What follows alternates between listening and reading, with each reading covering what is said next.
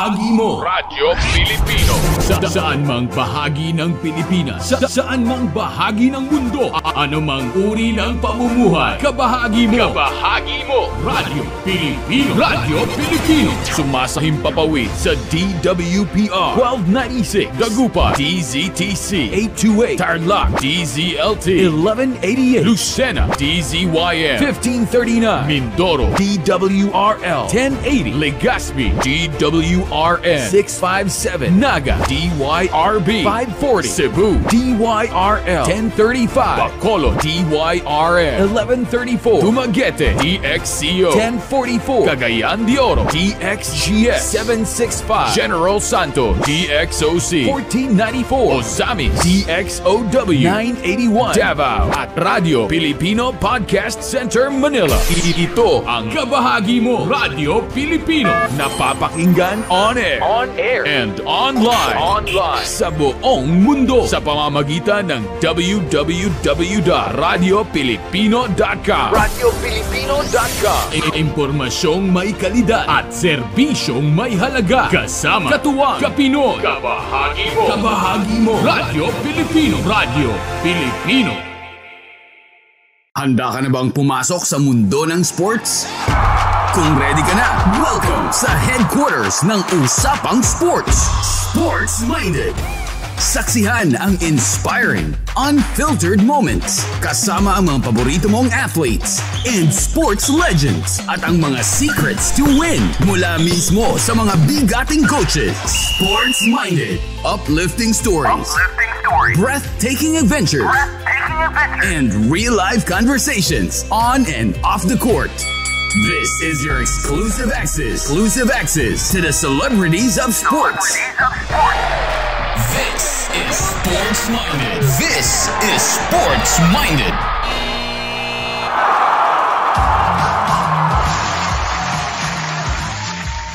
Gaano man kataas ang dapat talunin, maabot lang ang tagumpay, ay kayang-kaya natin ito basta buo ang ating loob. It's a beautiful Saturday, mga kabahagi kawan. Kamusta naman kayo? Usapang sports na naman tayo. Welcome to Sports Minded Season 2. I'm Kathy G, and today we also celebrating the Rizal Day. Ayan na, ayan. Araw ng ating pambansang bayani na si Gat Jose Rizal. Pero syempre, after this, kinabukasan, bisperas na ng bagong taon. Nako, ready na ba kayo for the new year? Ready na ba kayong tumalon? Isang oras na naman tayo na magkakasama-sama para pag-usapan ang mga kaganapan sa mundo ng sports, sa mundo ng palakasan, and of course, makikibahagi tayo sa buhay-buhay ng ating mga paboritong atleta. Wala pang bagong taon, tatalon na tayo, di ba? Nang mataas dahil ang ating makakakwentuhan ngayong araw na ito ay talaga namang nakatalon na sa pinakamataas matapos masungkit ang medalya sa kanyang sports na ginagalawan. Nako. Pero bago yan napapakinggan po muna tayo sa lahat ng Radyo Pilipino at 1FM stations nationwide.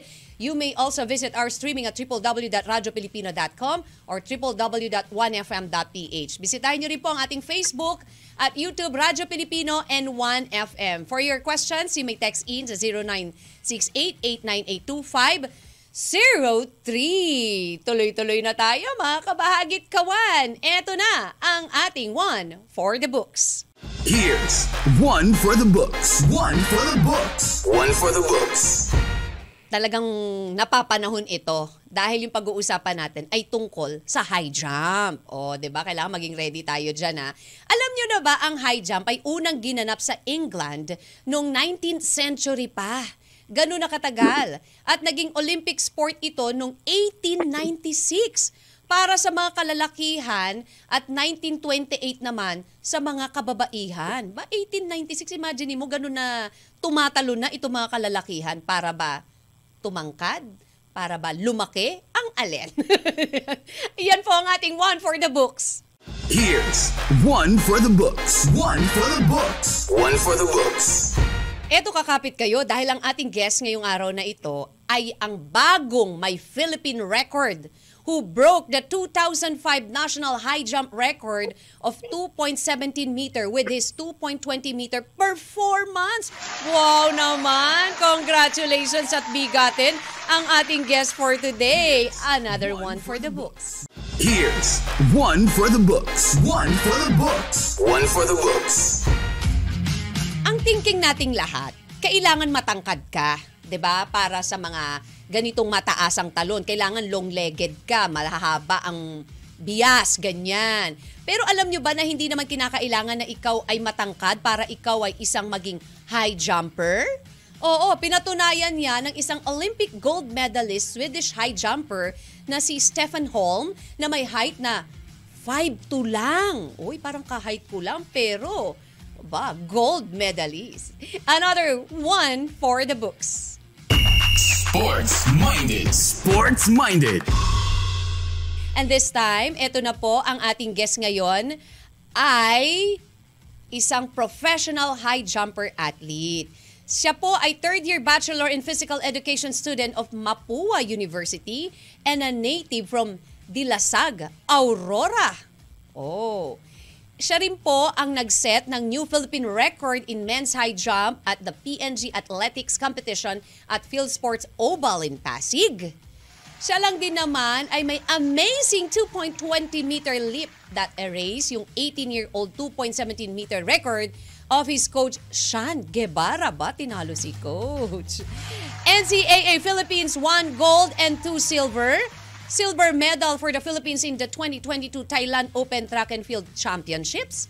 And he also made his title campaign felt at the 2023 Asian Indoor Athletics Championship at Astana, Kazakhstan last February 2023. So, eto na mga kabahagi kawan, let's all welcome Mr. Leonard Cantillo Grospe, our professional high jumper athlete. Hi, Leonard! Hello po, ma'am. Good afternoon po. Good afternoon. Kamusta ka? Okay lang naman po, ma'am. Ayun, oo. Leonard, dire-diretso na tayo ng tanong, ha? Ito. Leonard, please tell us your story. Ito na naman ako kasi lagi ako makikipagkwentuhan muna. Alamin mo muna natin. Saan ka ba lumaki, Leonard? And yun nga, taga Aurora, right? And how was your childhood? Childhood ko, ma'am, yung one or grade 3 po ata ako. Sakitin po talaga ako. Sobrang sakitin ko po. Oo, sakitin ka. Opo, ma'am. I was, noong grade 4 po ako, naka-recover ako. Wala pa po akong hilig sa sports or kahit ano dyan. Okay. So, nag-start po ako nahilig po ako sa sports kahit noong grade 8 po ako sa basketball. At that time, basketball na po talaga ang alam ko. And nakikita ko na po yung mga pinsans ko, yung mga teammate ko na tumatalo ng ganun katataas. Oo. And lang po ako, na-inspire lang po ako. Nakita ko po yung event na high jump noong grade 9 ako. Okay. Na-try ko po siya. Nung trinay ko po siya, natalo ako. Next year, grade 10 ako, nag-try ako ulit, natalo po ako ulit. In grade 11, grade 12 ko po, doon po ako regional meet. So you're into basketball pala talaga. Anong height mo, Leonard? 6'1" po, ma'am. Wow, pang-basketball player pala talaga ang height mo. Ano ba kayo? Ilang kayo magkakapatid? 3 kami, ma'am. Ako po yung panganay. Ikaw yung panganay. Tapos all boys ba kayo or may girls? Ako, all boys po, all boys. Wow, lahat kayo kasing tatangkad mo, 6'1". Mga 6-footer ba kayo? Mother ko po kasi is 5'7". Oh. Yung father ko po is 5'5". Tapos pero mas matangkad si mother kay father. Pero Opo. para magkaroon ng 6-footer na mga anak, may mga ganun pala siguro sa side ng mom mo, baka matatangkad talaga sila. Opo, yung grandfather ko po, yung 6 flat. Oh, good thing kay mother kayo nagmana, nakuha nyo yung height ni mommy, 'di ba? Kaya maganda. So, lahat ba into high jump? Or ikaw lang? Hindi po, ma'am.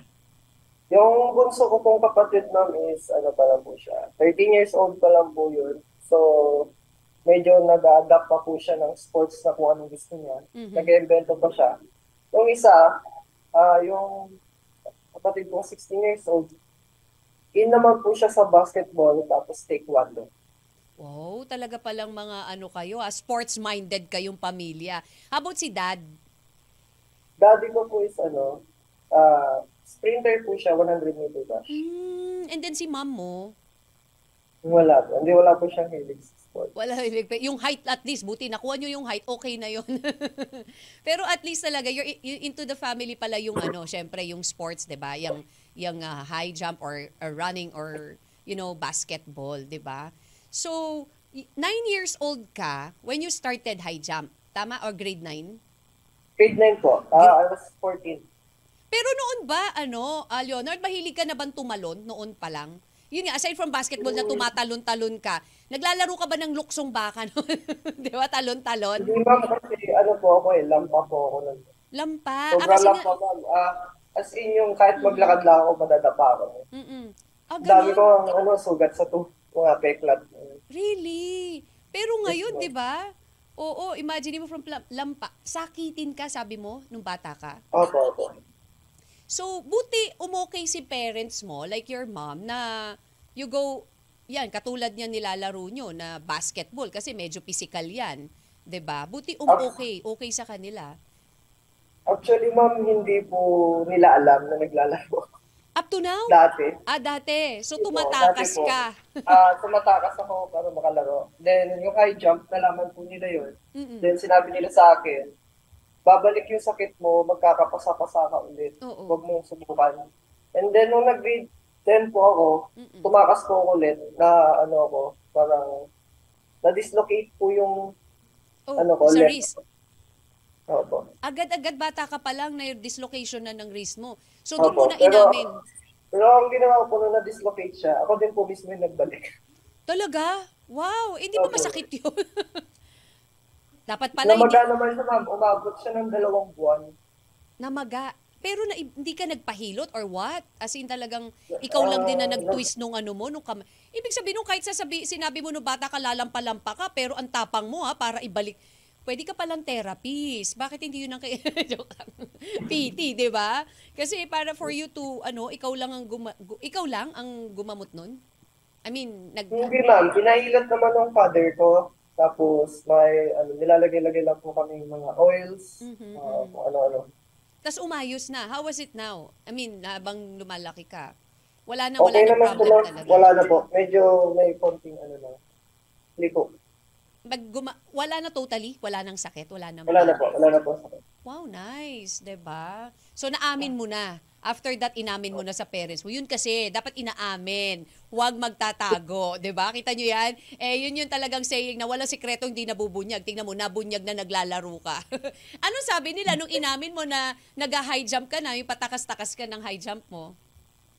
Nagalit po si ma'am, pero bandang huli, mas kung naintindihan naman nila na yung bata kailangan talaga ng something explore, sports. And siyempre ma'am, bata, kailangan mo talagang payagan yan kahit anong mangyari. Yes. Pero, during the time that you were playing basketball with your siblings at yung mga pinsan mo, di ba naglalaro kayong basketball?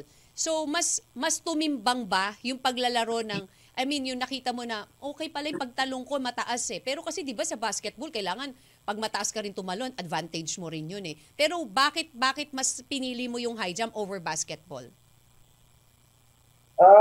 Ma'am, actually ma'am, hindi po ako, nag-direct sa high jump. Bali, basketball talaga yung hilig ko. And then, na kasi yung pinsan ko, pa-overage na that time. Sabi niya tara dito, laro tayo. And then that time, kumalit-kalit ako hanggang sa parang, ganito pala ito laro na parang nakaka-enjoy. Okay, so doon na nag-start. Okay. So si Cassie nang naging inspiration mo sa sports na high jump? Actually, hindi po kasi... Sino naging inspirasyon mo dyan sa high jump sport? Ang inspiration ko po that time is makapag-aral ako ng libre. So, parang ginawa ko po ito para sa sarili ko. So, stepping stone. Sa family ko. Oo. So, dahil sa kagusto mo makapag-aral ka for free, so scholar ka, kumbaga, parang student-athlete, ganun. Opo. Kaya pinasok mo yung high jump. Ayun, oh. Hanggang Magaling. sa sinapuso ko naman. Bakit? Oo, syempre, ganun talaga eh. Kapag may you really want to pursue something eh, di ba? Lahat ng paraan gagawin mo para lang makamit yung gusto mo. Paano yung training mo dyan, Leonard? Ano yung kadalasan na tinatalunan mo para makatumalon ka ng mataas, maging high jumper ka? Kailangan ba from the building? Ano ba yung Ma'am, Ha? for starters, ma'am, kasi sa amin, kasi sa probinsya, Oo. ano lang po yun, yung stick lang na hinahawakan. Tapos, hanggang sa tumaas ng tumaas yun, hanggang sa lumampas na sa ulo nila. Hanggang Talaga? hindi mo nalalaglag po yun. Kailangan hindi lumaglag. Hindi pa kami. So, Opo. anong pinakamataas na tinalon mo? Bukod sa anong height nung tao? 6-footer ba? Natalon mo pa yon? Anong height Yes, ng ma'am. stick? 6 flat po yung pinsang kong kalaro ko. So, natalon mo. Opo. Na I was 15 years old that time po. Wow! Ang taas! Diba? Parang ka na lang talagang stick nun na lumipat dun sa ano. So, during nung nalaman mo na parang kaya mo palang tumalon ng ganong kataas, dun ka na ba nagka-idea of pursuing itong high jump? Hindi pa bang that time eh. Kasi more focus po kasi ako sa basketball. And then, Sa basketball, oo. grade 11 na po ako nag-focus sa high jump. Oh. 15 years old na po ako. Maning-mani pala sa yung paglalaro ng luksong bake, di ba? Eh kahit nakatayo sila, kayang-kaya mo silang talunan. So, who discovered you? Sino nakadiscover sa'yo, Leonard, dyan sa high jump? Una po nakadiscover sa akin is si Sir Letty, coach ko po sa province. Sa province? Actually, opo. Siya po yung may hawak din sa pinsang ko dati. I And, see. niya lang po, that time po kasi dapat di po ako kasama sa regional eh. Pero pinagbigyan niya po ako kasi hindi ko pa po alam mag-bluff. Ang gamit ko pa lang po kasi nun is post boring. Training po ako ng 2 weeks. And nagtalon po ako ng 175 for the first time po. So, yun yung siya yung naging inspiration mo, kaya nandiyan ka ngayon sa Pero ang taas nun 170, 175. 175? Wow. Kaya mo yun, Ann? Ang taas. Leonard, during your training, meron bang mga unexpected na accident na nangyari sa'yo? Kasi syempre, high jump yan eh, di ba? Meron possible na magkaroon ka ng yung mga sprain, di ba? Or ACL, yung di ba katulad nung iba, like in basketball. Kadalasan, pag sobrang taas ng talon mo, pag mali ang bagsak mo, nagkakaroon ka ng mga tearing dun sa mga tendon. Wow, very scientific, di ba? Nagkakaroon ng ACL, ganyan, yung mga common na injuries. Ikaw, dyan sa high jump, what are the common injuries dyan? At saka, ano yung pinaka-worst na injury mo? Aside from Ako, sa ma'am, risk. Nung nag-start ako, nalaglag po ako sa foam. Nalaglag ka saan? Sa foam po. Sa foam, okay. Buti sa foam, hindi dun mismo sa simento. And Doon then, po nga sa mismo ground, ma'am. Doon po ako nahulog. tapos, Bali, hindi po ako lumanding sa foam. Kasi, pala ako, ma'am, baguhan pala ako sa flat. okay. And then, nung SEA Games po, nagka-injury po ako sa Achilles, left Achilles to. Okay. Then, yung right quads ko po is nagkabukol siya. Paano? So, competition yun? I mean, Hindi po, training po, muscle Training. pull. yung training mo during the time na itong Olympics sa 2023? 2023, ma'am, hindi po ako nakahabol sa height na standard. Bali, ang standard height ko is 233. Dun sa pagtalon? Opo, sa Olympic. Kaya po, more exposure lang po kailangan ko. Kaya po, kung sakaling makasama po ako sa Kazakhstan ulit, indoor open, Yun, pwede baka na. sakaling maka-establish ulit tayo ng record. Oh, so, going back to your injury, papaano yun na injury ka sa Achilles mo? Ilang yung gamutan paano yun? Kasi training ka eh. Hindi malayo pa ba yung competition nun? And paano ka nag-recover? 2 months na lang po yun, ma'am, bago SEA Games. Oh, paano? 2023. Paano mo Ano po siya, pinagdaan? ma'am? strengthening eyes. Pero ang pinakamalala po nun is yung muscle fold ko sa right quads ko po. Na halos na hindi ko na siya mailakad. Okay. So, Nagka-bump po siya nun. Nagka-bump. Oh, pero mahirap pala, no? Nag-recover po ako ng halos 3 months. Oo, pero during the time, syempre, di ba, sa recovery, sa injury ka, ano na yung tumatakbo sa mind mo noon, Leonard? Syempre, di ba, may competition in 2 months, tapos eto ka, injured ka. Anong gagawin mo? Paano mo minotivate yung sarili mo? Teka, kailangan mawala itong mga injury na to at kailangan kong lumaban. Mostly, ma'am, nung nagka-injury ma'am ako, parang nasa isip ko, gusto ko na mag-quit. Okay. Pero ganyan. Tapos, biglang nakita ko yung mga teammate ko sa national team na grabe sila mag-training kahit gaano kasakit, kahit gaano ka suka nila dyan. Andyan sila, tuloy-tuloy lang. And sabi ko sa sarili ko, wala to, malayo pa to. So, doon ma'am ako simula na na-inspire na ituloy kahit na sobrang sakit. Yan. So, kahit na masakit, tiniis mo na lang. Tuloy ang laban, kumbaga ganon. Tuloy ang laban, ma'am.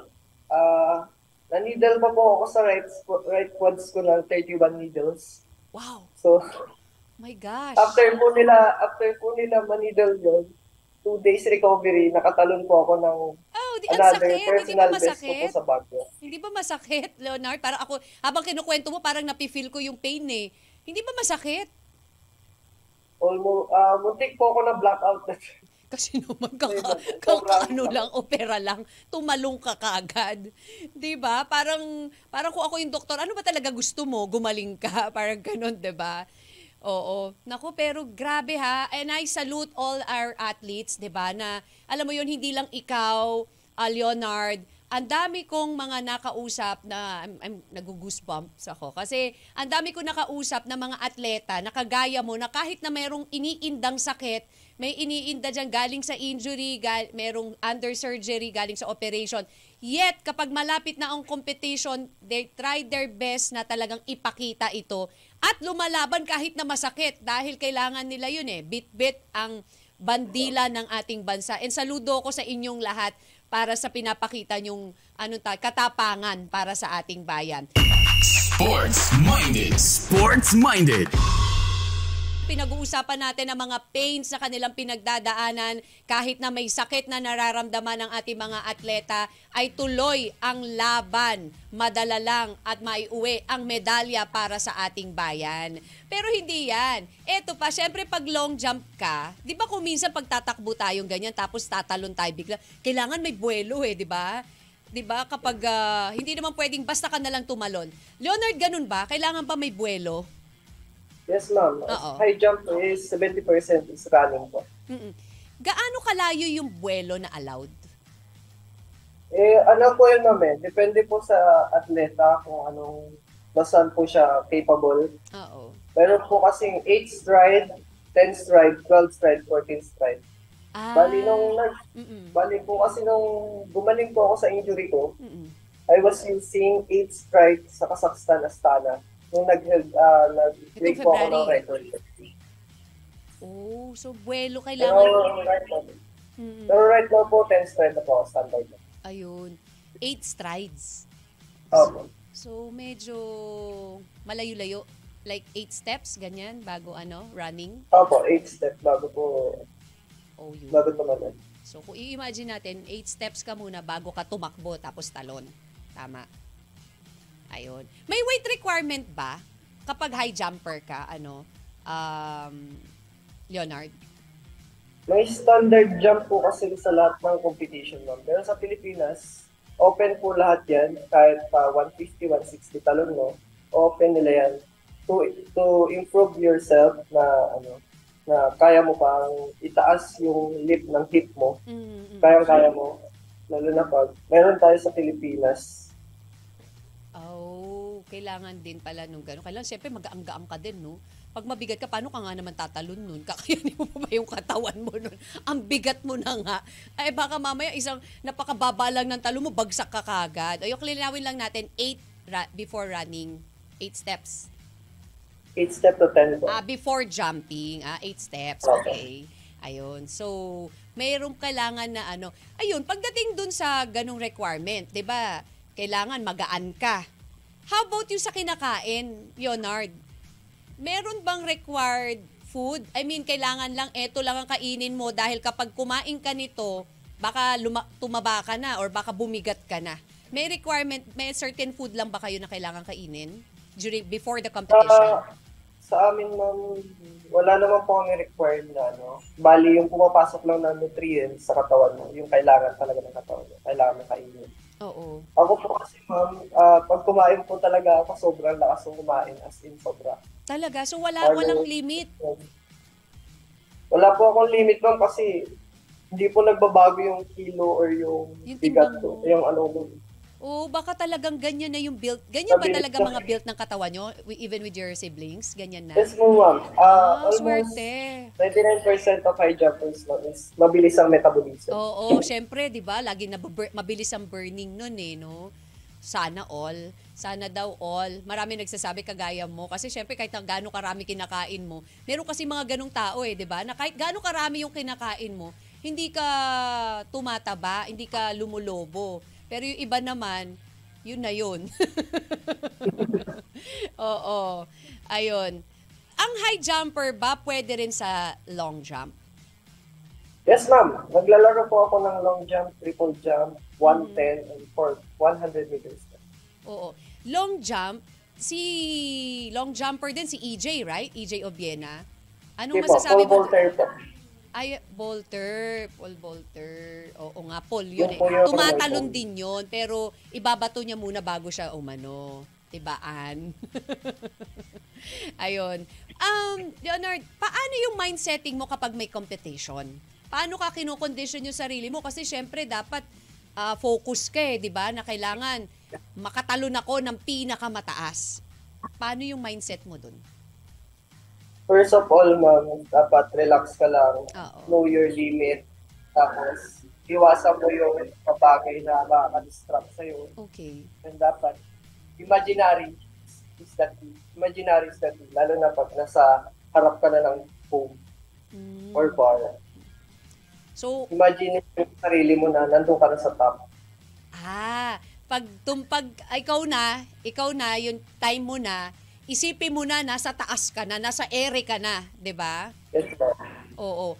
Ano ba yung mga nakaka-distract? Meron bang distraction during the competition? Like, meron mga nag-cheer o maingay, ganyan? Yes, ma'am. Mostly, lahat ng competition may music yan, ma'am. Oo. So, paano? Lahat po. So, pag nagpa-music po ang isang stadium, rinig mo po lahat yan. So, yung utak mo is magugulo. Yes. So, kailangan mo i-rewrite ulit. Deadma. So, kailangan mo mag-meditate. Pikit po ako pag ako yung at may ganun pong music na sobrang lakas na hindi ko naman po naintindihan. Like, so Kazakhstan po, paiba-iba po yung music. Okay. Ang gagawin ko na lang po, pipikit ako, then breathing technique. Yun na lang po. Tapos, imaginary, then go. Oh, kasi syempre, hindi kaya technique nila yon para ma-distract kayo mga kalaban kasi you're, 'di ba? Baka mamaya, alam mo yon, ganun eh. Sometimes you do distractions para mawala sa focus yung kalaban mo. But good thing, ang ginagawa mo, yun yung isa sa technique na ginagawa mo. You just close your eyes and meditate and think. Iniisip mo na nandun ka na sa ere, nakatalon ka na, 'di ba? Which is ako na ang pinakamataas na tumalon. And that's a good mind setting, 'di ba? Ayun. Going back dun sa food, Ron, naalala ko kasi si Leonard, meron ka bang ritual? May ritual ka bang ginagawa? And do you believe in rituals na kapag eto ang kinain ko, mas mataas ang talon ko? Parang ganon, 'di ba? Parang ganon. Or meron ka ba certain food na kinakain na pampaswerte mo? Or meron ka bang sinusuot na kapag itong sapatos na to ang suot ko, kaya kong tumalon hanggang langit? Ganyan. Wala naman po, ma'am, kasi lahat naman po ng kinakain ko may nutrients na nakukuha. Oo. So, about sa mga dress, shoes, isa lang po kasi yung shoes ko, then yung athletic attire ko, isa lang po yun. So, wala kang parang anting-anting, ganyan. Or flying shoes. Na lang po yung anting-anting. Parang flying shoes. Ay, ito ang sapatos ko para lilipad ako pag talon ko. Wala bang ganon? Wala mo. Ayun. And Leonard, naisip mo ba that someday you will represent the country? Dumating ba sa mind mo yan nung during the time na, uy, maganda yung height mo, you're playing basketball, and then eto nga, napunta ka sa high jump. Naisip mo ba na darating ang time na you will represent our country? Actually, ma'am, no. Kasi this competition po kasi, lahat ng competition na nasalihan ko ngayon, hindi ko po alam yan dati. Okay. Nung nag-start po kasi ako, alam ko lang division, regional, palarong pambansa. Palarong pambansa, pangarap ko po dati, ma'am. Kaso never po ako nagpalarong pambansa. Kaya hindi mo na imagine na eto magdadala ka ng karangalan sa bayan, 'di ba? Yes, Oo, po. kasi 'di ba, parang magbata ka, gusto mo lang i-enjoy yung life mo. Gusto mo lang Yes, eto lang po. gagawin ko lang kung ano yung gusto mo, pero talaga may plan sa iyo si God na eto ka, dito ka mapupunta. You will bring pride sa iyong bansang ginagalawan, o 'di ba? Hindi nga sa palarong pambansa ka lumaban, palaro sa labas ng bansa, o 'di ba? Bongga ang nakaguhit sa iyong palad, Leonard. Eto, syempre lahat naman ng mga athletes natin, lahat kayo mga atleta, dumadaan sa pagkatalo. Paano mo tinitake yung pagkatalo? Sa akin, ma'am, kasi pag once na natalo ako, ma'am, iniisip ko na ito yung magiging motivation ko, ito yung hawakan ko para mas lumakas pa. Hindi isang araw.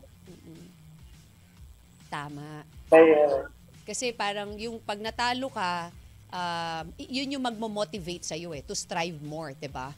Hindi yun yung, kasi kadalasan kapag tayo natatalo, kuminsan napapanghinaan tayo ng loob 'di ba? Parang nadadown na tayo, ay hindi ko na kaya to kasi magaling na to But for you, mas ginawa mo yon as a motivation para mag-strive harder.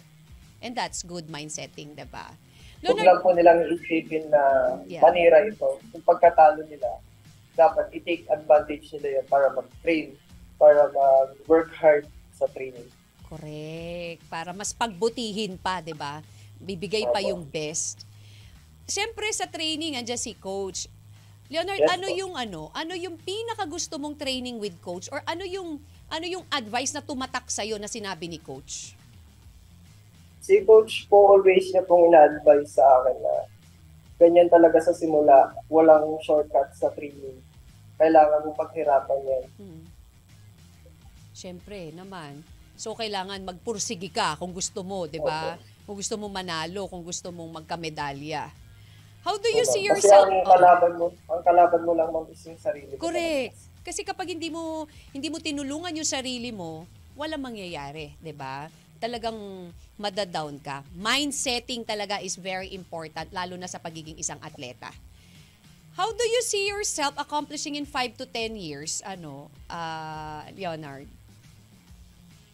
I see myself, ma'am, in 10 years na magiging isang world champion. Wow. Na sana, I hope, na maabot ko. It will. Claim it. Oo. Pagbubutihan ko na mabuti, ma'am, para maabot ko. Correct. Alam mo, maganda yung mindsetting mo, Leonard. So, hindi malabo na makamit mo yun, di ba? Sabi nga nila, law of attraction, you claim it na para at least ramdamin mo na. Yun nga lang iniisip mo na niraramdam mo na nasa ere ka na It's a good sign na talagang may focus ka dito sa iyong nilalaruan, 'di ba? Oo. Bukod sa yung plans mo after your career ends, gusto mo rin ba maging mag-train or maging coach? Sa ngayon, ma'am, kasi may plans po kasi pagka-graduate ko po sa school, sa university, I'm going to na lang. Magpo-focus po ako muna sa sports hanggang kaya ko din. Then pag di ko na po at merong nag-required sa military na pwede kong pasukan, papasok po ako. Oh, gusto mo maging pumasok sa military. Okay. Wow, saan mo ba gusto? Sa Army, sa Air Force? Air Force, ma'am. Air Force, uy, magpapalipad. Oo, sama mo kami, sakay mo kami, ha? Leonard, pag naging Air Force ka. Oo, para mas lalo mo matalo yung mga kalaban, 'di ba? Fly high ka talaga, ha? Talaga nasa isip mo lumipad, 'di ba? Oh, lumilipad ka habang tumatalon at lumilipad ka rin talaga sa ere. Ayan. Ngayon pa lang, i-claim mo na ang lahat ng yan and we're praying for you na ma-achieve mo lahat ng iyong pangarap sa buhay. Bukod ba sa pagiging athlete mo, ano ba yung pinagkakaabalahan mo, Leonard? Ngayon, ma'am, pinagkakaabalahan ko lang po is yung study ko. Isinisingit ko po sa training ko. Then, after study, more in po ako, sleep para makabawi sa naka-recover po ako sa training na ginawa ko ng umaga or hapon. Oo, kasi puro pagod na pagod kayo niyan, ano? Parang paano yun? Pagkatas ng training nyo, pag umuwi ka ng bayan, bagsak ka na kagad, tulog na, ganun? Yes, ma'am. Ganun po yung mangyayari, lalo na pag sobrang sobrang pagod. Intense yung workout mo po. Kamusta yung support ni mami at daddy mo? Now? Okay naman po, ma'am. Di naman po kami ganun kayaman, ma'am. Kaso wala. More in po kasi positive way na gusto kong iangat yung sarili ko, yung pamilya ko. Na kaya namin to kahit nagmula ako sa pinakababa. Ginagawa ko yung best. Wow. Nakakatuwa, no? Nakakatuwa marinig sa isang kagaya mo na, alam mo yon, alam mo nang kaya nang nagdala na ng karangalan sa bansa and yet very down to earth pa rin. And I'm happy at looking forward na lahat ng iyong mga pangarap ay makakamit mo, Leonard. Sports-minded. Sports-minded.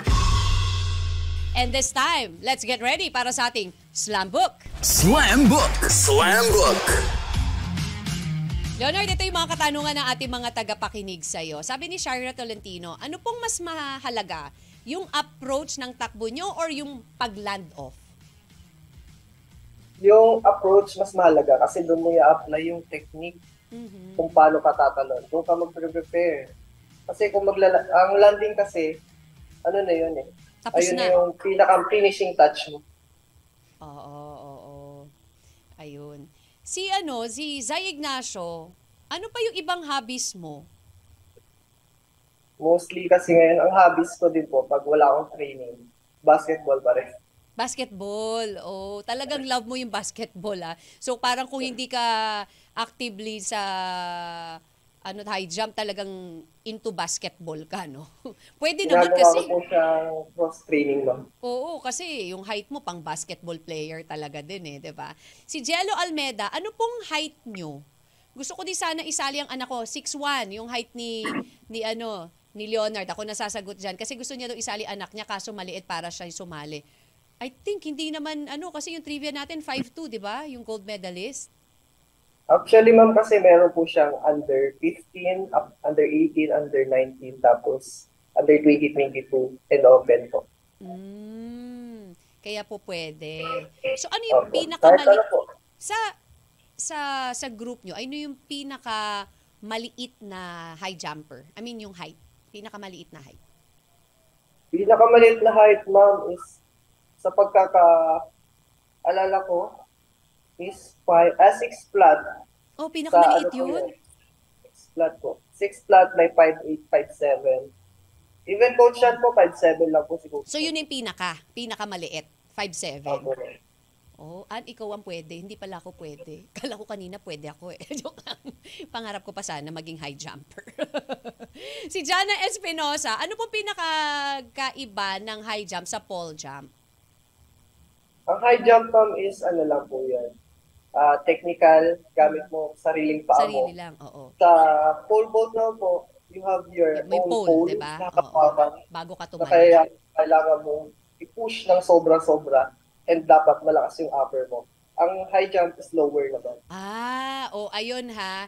Kailangan kapag high jumper ka, of course, kailangan malakas yung lower part mo, 'di ba? Kapag naman pole jumper ka, syempre yung force nun yung pagbato nung pole, 'di ba? So dapat malakas yung upper part. Ayan, pag ganun tapos talon, 'di ba?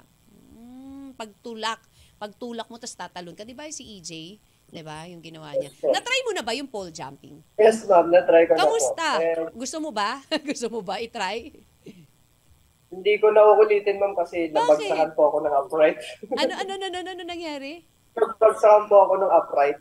Nabagsakan? Sa Ateneo de Manila that time. Kasi po, nagpe-prepare po kami for NCAA. Ngayon po, nakita ko po yung kasama ko, nagte-training ngayon. Oo. Nag-try po ako. And, nag-enjoy naman po ako sa una hanggang sa nagkamali po ako ng isang attempt. Bumagsak to sa akin yung isang Oh no. upright na pumunit sa tenga ko. Ano ba yun? Parang ang dami mo naganggap na injury, pero eto ka pa rin, lumalaban pa rin. So, nadala ka na after that. Hindi ka na, Yes, ma'am. ayaw mo na. Never ko lang trinay. Oh, ganun yun sa pole vault, 'di ba? Pag ganun. Okay. Ayan, nako. Sabi ni John Season, may mga rules po ba sa high jump kapag po ba sumagi ka, disqualified ka na kagad? 'Di ba yung pag tinalon mo? No po, kasi meron kang 3 attempts. Pag na-foul ka sa isa, may 2 attempts ka pa. I see. So, ang magiging, magiging required mong jump sa isang height is 3. Kunyari, meron kang foul na 2, tapos may last attempt ka, once na natalon mo yun, magre-reset ulit sa 3.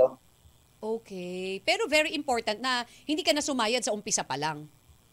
Yes, ma'am. Important po yun. May kasi minus points ba binibilang yun? po yung, May minus binibilang po yung foul.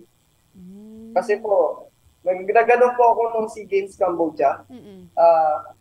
Foul, nag-ano po ako doon sa foul po kami nag-struggle. Okay. So, bali, yung isa po kasi, isa lang po yung foul, ako 2. Kaya, ganun na nangyari.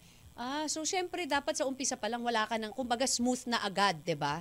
Para kasi pag hindi may parang minus yun nga yung foul, 'di ba? May minus yung point. Sayang din. Ayun. Si Rexy Navarro, paano yung training nyo? Talon lang ba kayo ng talon? Paano pag nagte-training, 'di ba? Talon lang ng talon para ka bang hop lang na yun, rap. Paano ang training? Mostly po mong training ko is 50% hop, 50% jump, 50% running. Tapos yung merong extra na weights. Ganun ang yun yung training. So hindi lang pala to, kala natin kasi high jumper siya. Siyempre talon. Siyempre may takbo din, yun ang iti-train mo. At saka yung pagtalon. Yung weights kasi siyempre kasama, kailangan mo yun para mas ma-maintain yung good build ng katawan. May mga take-off technique daw ba? Leonard? Yes po, marami po. marami po. Ano yung, can you cite an one or two na take-off technique? Take-off technique po kasi ma'am is yung kung paano ka mag-lean, running positions, and planting. Ayun Tatlo pala. po siya. Yun ang gusto nating malaman siguro for the benefit of our listeners and viewers also. Ano yung dapat, left or right foot ang mauna? Tapos paano yung yuko nun? Paano ba? Nakayuko bang yukong-yuko? Parang ganon? Or No, ma'am. Kasi, ang if you position ng jump kamay. higher, ang gusto mong tumalon ng sobrang taas, you need yung katawan mo dapat straight lang. Hindi ka pwedeng yumuko, hindi ka pwedeng lumiyad na sobra-sobra. Kailangan talaga straight ka to the point para yung speed mo, may stamp mo siya maayos, may transfer mo siya pataas. Ayun. So, kailangan straight. Hindi ka nakayuko. Dapat straight body lang. Tapos, anong dapat mauna? Left, right? Meron bang left foot or right foot? Sa planting po, ako kasi left ako and right-handed po ako. Depende po sa kung anong sanay nyo sa foot nyo na pantalon. Okay. So, kailangan straight body pala yan. Kasi ang alam natin, di ba, kapag tatakbo ka, parang akala natin payuko, 'di ba? Kasi parang yun ang thinking natin, may puwersa kapag payuko ka. So ito pala, and according to Leonard, dapat dapat straight body ka para mas high yung jump mo. Ganun pala yun. Tapos yung Kasi ma'am, pag nakayuko ka is yung momentum mo is babawasan. Imbis na dito ka, sobrang taas mo, bigla kang lumiit. Imbis na 6 flat ka, naging 5-5 ka. Oh.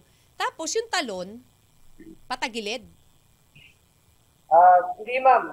Curving po kasi yon. Bali, parang straight ka rin tumatakbo. Pero yung mo kasi, yung katawan mo is unti-unting nagka-curve yan habang tumatakbo ka. Ayun, ganun pala yun, Hindi pala, akala natin basta na lang tayo tatakbo, natalon mo yun, okay na yun, sige na, points na yun, hindi pala ganun. Talagang paghahandaan mo and you need a lot of techniques para mas mataas yung talon. Ayan.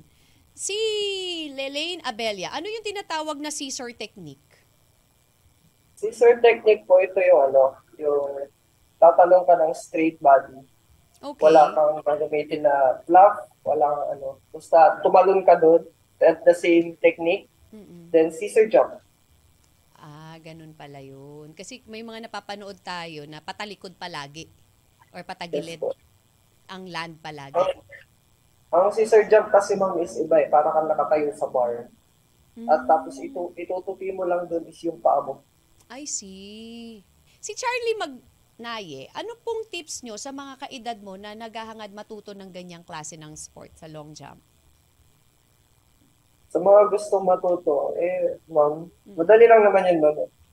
The way na kailangan lang naman nilang ma-learn yung yung proper techniques, kung paano yung tamang pagbuhat or kung paano mo siya ipla-plant na maayos. Siyempre, andyan na yung training and yung dapat, yung mindset mo is andoon lang, dapat mahalin mo yung isang event. Of course. Para, syempre, kapag alam mo yun, nandun yung passion mo, nandun yung love mo, yung ginagawa mo, talaga namang magiging matagumpay ka, diba? Ayun. Thank you ha. Thank you so much, Leonard, sa pagsagot ng mga katanungan ng ating mga listeners. Pero hindi pa tayo natatapos dyan dahil let's get ready para sa ating Fast Break. Fast Break. Fast Break. Fast Break. Are you ready, Leonard? Mabilisan lang to. Sige lang po. Okay. High jump or long jump? High jump. Talon o gulong? Talon mo. Maging pogi o maging mayaman? Maging mayaman po. Paboritong ulam na may sabaw? Sinigang. Complete the sentence. Lagi kong pinagdarasal si? Maging champion. Anong mas masakit after training? Likod o tuhod? Tuhod. Favorite sports to watch? Na high jump. Handa sa Noche Buena or Medianoche, Mango Graham or spaghetti? Spaghetti mo. No sleep or no food? No sleep. Single or taken? Taken, ma'am. Oh, beach or mountains? Mountains. Kung magiging prutas ka, ano ka? Mangga. Speed or power? Power, ma'am. Describe high jump in one word. Flop. Thank you so much again, Leonard Grospe, sa pagsagot ng ating mga katanungan and for sparing your time with us, even for kahit na napaka-short notice lang. Maraming salamat sa iyo, Leonard. Your final message sa mga nakikinig sa atin, nagsusupport sa iyo, at sa mga aspiring to be like you. Hi, hello guys sa mga nakikinig, sa mga sumusuporta sa akin. Thank you. And thank you for walang sawa na pagsuporta sa Radyo Pilipino. And nagpapasalamat din po ako sa PSC, sa Patapa, and kay Sir Lino na nagbibigay sa akin ng support, kay Sir Inocando, at kay Sir Joseph Dan, and lalo-lalo na sa coach ko, and kay Ma'am Ruby May sa pagpapatuloy sa akin sa bahay nila. Yan. Sa mga magulang naman na natatakot na isabak yung kanilang anak sa iba't ibang klaseng sport na gustong pasukin, your message to them? Ang message ko lang po, huwag niyo po silang pipigilan sa gusto nilang sports kasi diyan po sila nag-uumpisa magrebelde. Yan po yung magiging dahilan kung bakit sila tumatakas or baka yan pa yung maging dahilan ng pagka-aksidente nila sa pagtakas nila. Mm-hmm. Like, yung nangyari sa akin, pagtakas ko, nabubog ako. Like, sobrang lalim talaga ng sugat ko that time.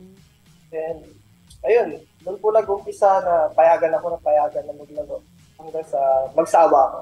Ayun, wag maghigpit, no? Kasi the more na binigpikan ka, na binabawalan ka, mas nato natitrigger ka na gawin eh. So, might as well, balance lang dapat yung paghawak. And let it, alam mo yun, kung ano yung gusto nila. Ang babawalan lang nila ma'am is yung bisyo. Yan, exactly. Again, thank you so much, Leonard, sa pagsama sa amin dito sa Sports Minded. Thank you so much also, Finn Cotton. Maraming salamat sa inyo mga kabahagit kawan sa pagsama sa amin ni Leonard Grospe, ang ating professional high jumper athlete. Happy Rizal Day and Happy New Year, everyone! See you next year Mga kabahagit kawan, this has been Kathy G. Always remember, as Team Notke says, hard work beats talent when talent doesn't work hard. Good day everyone and Happy New Year!